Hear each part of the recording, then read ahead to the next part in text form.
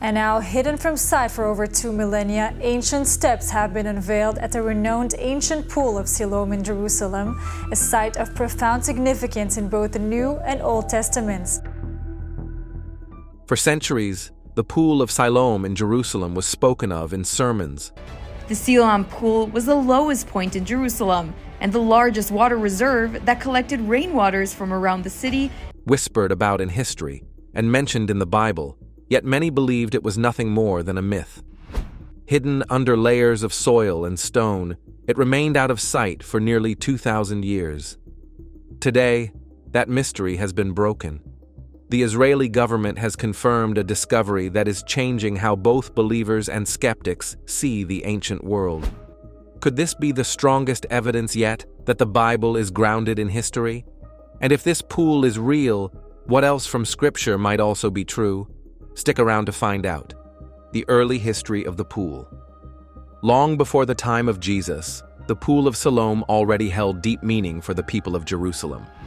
The Bible first mentions it during the reign of King Hezekiah, a ruler remembered for his devotion to God and practical wisdom during a time of great danger. What might that danger be, you may ask? You're in for a ride. The powerful Assyrian Empire was preparing to invade Jerusalem, and Hezekiah knew that the survival of his people depended on securing a steady water supply within the city walls. Without water, the people would be left helpless during a siege. To protect the city, Hezekiah ordered a remarkable engineering project. His workers carved a tunnel through solid rock. This tunnel was created by King Hezekiah about 2,700 years ago as part of the preparations for the Assyrian siege, directing the waters of the Gihon Spring into the Pool of Siloam. Even today, this tunnel remains one of the most impressive feats of ancient construction, stretching hundreds of meters beneath the city. The prophet Isaiah also spoke of the waters of Siloam, using them as a picture of God's quiet but constant care for his people. He also warned Israel not to put their trust in political alliances, but in the Lord who sustained them. This made the pool a reservoir, and a place where people acknowledged that their strength came not from empires or armies, but from God himself. When Nehemiah later rebuilt the walls of Jerusalem after the exile, the pool appeared again in the record of his work. The builders who repaired the walls near the king's garden made reference to the House of Siloam, showing that the site continued to hold importance long after Hezekiah's day. Through each generation, the Pool of Siloam stood as a witness to God's faithfulness and as a vital part of the city's life. It was a place where history and prophecy intertwined, preparing the stage for something even greater to come. By the time of Jesus, the Pool of Siloam was a water source that had become a central part of Jerusalem's life and worship. Pilgrims who came to the holy city for the great festivals would often stop at the pool to wash and purify themselves before walking up to the temple. The steps that surrounded the pool allowed people to enter at different water levels, depending on the season. Families, travelers, and worshipers all gathered there, making it a place of faith and preparation. It was in this setting that one of the most memorable miracles in the New Testament took place. The Gospel of John tells us of a man who had been blind from birth. This man had never once seen the light of day. He lived his entire life in darkness, unable to recognize faces, colors, or even the streets of his own city. To many around him, he was simply a beggar at the side of the road, a man defined by his disability. One day, as Jesus walked through Jerusalem, he noticed this man. Instead of passing him by, Jesus stopped. He spat on the ground, mixed the dust with his saliva, and made clay with his hands. He gently placed this clay on the blind man's eyes and then spoke a simple instruction. Go, wash in the Pool of Siloam. Obediently, the man made his way down to the pool.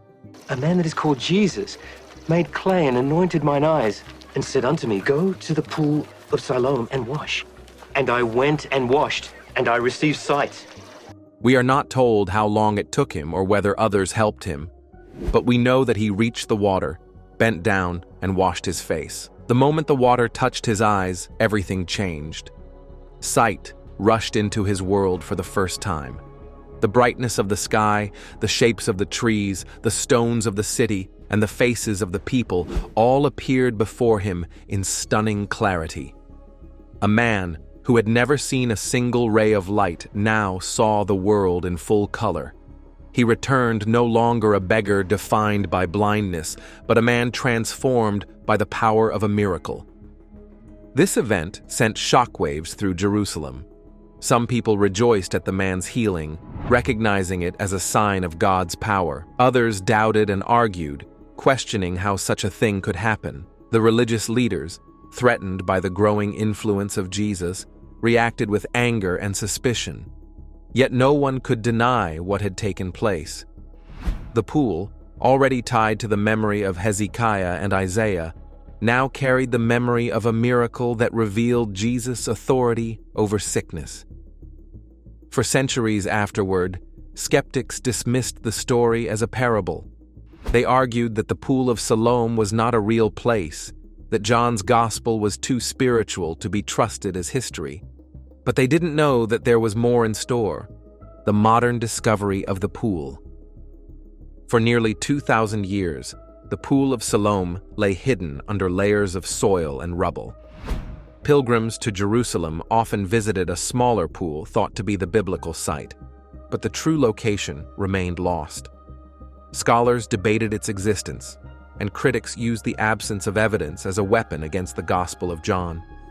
They claimed that the story of the blind man was never meant as history, but only as a spiritual lesson. For many, the Pool of Siloam belonged more to myth than to archaeology. That changed in the summer of 2004. What began as an ordinary repair project turned into one of the most important discoveries in biblical history. Municipal workers digging in the city of David struck stone. At first, it looked like nothing more than steps buried in the earth, but when archaeologists rushed to the scene, they realized what they were seeing. The shape of the steps, the arrangement of the stones, and the location all pointed to something extraordinary. It didn't look like a random pool. After careful research, they realized that it was the long-lost Pool of Siloam. Excavations began, and the true scale of the site slowly came into view. The pool was massive, far larger than anyone had imagined. Shaped like a trapezoid, its sides stretched more than 200 feet. Around its perimeter were 3 sets of steps, 5 steps in each set, allowing worshippers to descend into the water at different levels depending on how full the pool was. This was no small ritual basin. It was a monumental structure that could hold thousands at once, a centerpiece of life in ancient Jerusalem. Archaeologists found more than just stones. Embedded in the plaster of the pool were coins, Jewish and Roman, dating from the 1st century. These coins placed the pool firmly in the time of Jesus. The discovery silenced years of doubt. No longer could critics say the Pool of Siloam was invented. The physical evidence lay uncovered, matching the gospel account in detail. The steps where the blind man had washed were real, but the surprises did not end there. The discovery of the Pool of Siloam was only the beginning. As archaeologists continued to clear the soil and rubble, they uncovered something that added even more weight to the story: a wide, stone-paved road leading from the pool all the way to the Temple Mount. This road was not a narrow path or a simple trail. It was carefully constructed, broad enough to carry the heavy traffic of worshippers during the great festivals. This was the Pilgrim Road, the very path walked by thousands of worshippers during the great festivals. For centuries, Jewish pilgrims used this road to ascend to the temple. They would come from every corner of the land, bathe in the Pool of Siloam to purify themselves, and then walk together toward the presence of God. It was along this road that pilgrims sang the Psalms of Ascent. It was along this road that Jesus and his disciples would have walked. The air would have been filled with the sound of voices praising God, echoing off the stone walls of the city. Every step of the road carried not only feet, but also the prayers and hopes of a people. What makes this discovery so powerful is its connection to the New Testament. Jesus himself would have walked this road. After healing the blind man at the pool, he and his disciples would have climbed these very stones, surrounded by worshippers, teaching and speaking as they went. The blind man, now able to see, would have taken this same path, his eyes wide open to the city he had never known before. The pilgrim road confirms the setting and connects the miracle directly to the life of the city and the worship at the temple. Archaeologists found clear evidence of the road's use in the 1st century.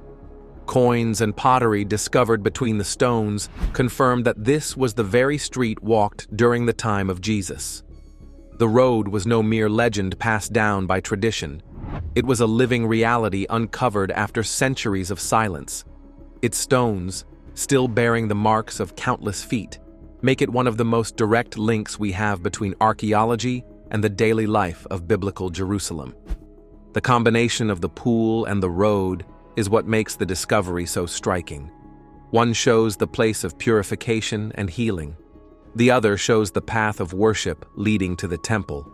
Together, they create a complete picture of life in the city during the time of Christ. They reveal the truth of John's Gospel and the accuracy of the Jewish tradition that surrounded the temple. For skeptics, this adds yet another layer of difficulty. To deny the pool might have been possible before 2004, but to deny both the pool and the pilgrim road after excavation is nearly impossible.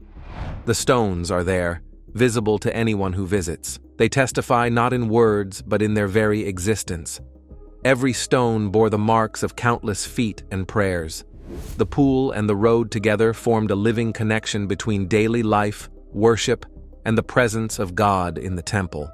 The discovery left scholars and skeptics with little room to argue. If the Pool of Siloam was real, if the road to the temple was real, then John's Gospel had been telling the truth about real places and real events. Why this discovery shakes atheists? For years, critics of the Bible used the Pool of Siloam as an example of why the scriptures could not be trusted. They argued that John's Gospel was written too late, that it was too spiritual to reflect real history, and that the details about the blind man's healing were never meant to be taken literally. And there's more. To them, the story was a fable, a metaphor designed to teach a lesson, but not to record an actual event. The absence of physical evidence gave them confidence. If the pool could not be found, then the account could be dismissed. The discovery in 2004 changed that. Suddenly, the pool is a visible reality.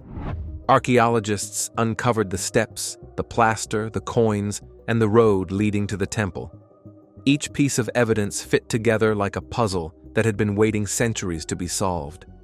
What had once been called a legend was now confirmed as fact. For those who doubted, this created a serious problem. The stones of Jerusalem had spoken, and they left little room for denial. This is why the discovery unsettles atheists and skeptics. It forces them to face the uncomfortable truth that the Bible, at least in this case, was not inventing places or stories. If the Pool of Siloam is real, then the healing connected to it cannot be brushed aside so easily. If John was accurate about this, what else in his gospel might also be accurate? Could it be that the crucifixion, the empty tomb, and the resurrection were not myths, but events rooted in history? The pool raises questions that skepticism cannot answer without shifting ground. For many atheists, the power of their argument lies in doubt. They build their case by pointing to gaps in evidence, by saying, "This place never existed," or "This event was only symbolic." The pool removes one of those gaps and takes away one of their strongest examples and replaces it with undeniable proof. That is what makes this discovery frightening for those who want the Bible to remain only a collection of spiritual myths and legends. The stones confirm history and challenge beliefs. Archaeology by itself strips away excuses and removes the claim that the Bible cannot be trusted because it speaks of places and events that never happened. In the case of the Pool of Siloam, the evidence is carved into rock, layered in plaster, complex water conduits, and marked by the steps of ancient worshippers. It is the kind of evidence that speaks directly to the eye and leaves the heart wrestling with the truth. For skeptics and atheists, this is unsettling. They can no longer challenge the Bible and say it is purely allegorical or symbolic. The stones, the coins, the road, and the pool combine to show that the gospel accounts correspond to real historical settings. The evidence cannot be ignored. It invites a question that every observer must confront. If the Pool of Siloam and the road are real, then how much else described in the Gospels might also be true? At the same time, for believers, the discovery is awe-inspiring. It strengthens faith by showing that the world described in Scripture is not imagined but lived. It shows that everything was intertwined in ways that modern eyes can now see. With the Pool of Siloam and the Pilgrim Road uncovered, the story of the blind man takes on new weight. No longer is it just a fable passed down through centuries. It becomes an event anchored in real places, stones, and streets. The man who was blind from birth walked the steps of this very pool, entered the water, and saw the world for the first time. His miracle becomes a story told in words and confirmed by archaeology. The Israeli government's excavation has uncovered the site, revealed history, confirmed a miracle, and challenged assumptions about what is real and what is legend. The pool and the road prove that these stories in the Gospels are grounded in the very streets and waters of Jerusalem. And that is why this discovery terrifies atheists and fascinates believers alike. Could this be one of the strongest pieces of evidence that the Gospel accounts were accurate? If so, what other truths might still be waiting to be uncovered beneath the soil of Jerusalem? Let us know in the comments section. We hope you enjoyed watching this video. Remember to like, share it, and subscribe for more. Also, click the next video showing on your screen. You will enjoy it.